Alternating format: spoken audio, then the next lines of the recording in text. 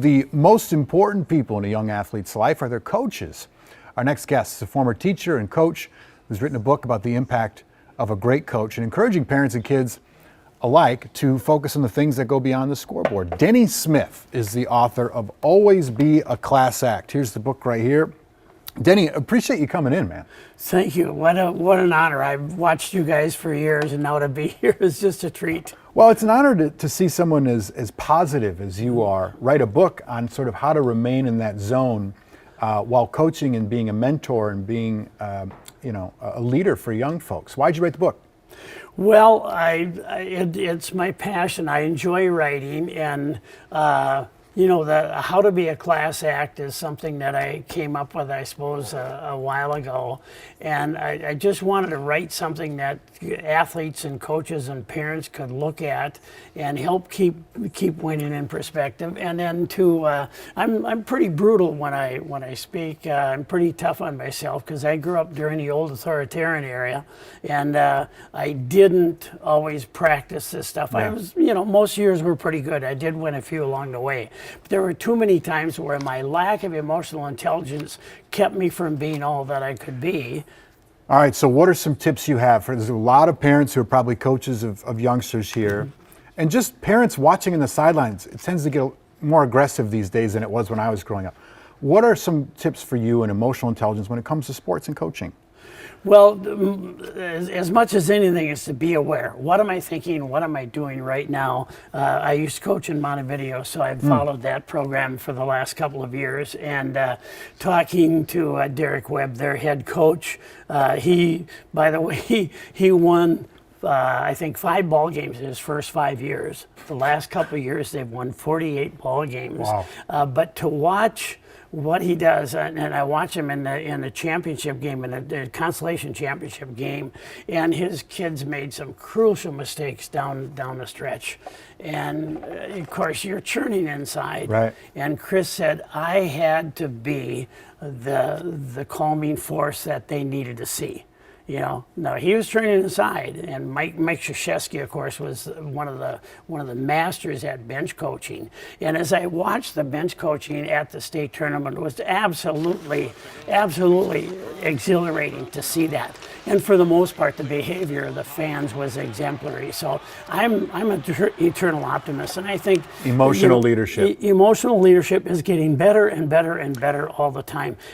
Yeah, you have 2 suggestions in here, and one of them is called Carve a Duck, or How to Carve a Duck. What do you mean by that? Well, it's a strange title. That was one of my first books, but it's the idea that when you see or do something that you don't like or you're thinking about it, carve that away.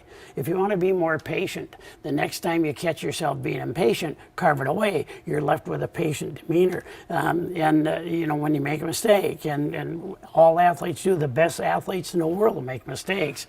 Well, you've got to put that out of your mind and get ready for the next play or the next game. How important is self-talk when it comes to positive thoughts and positive leading?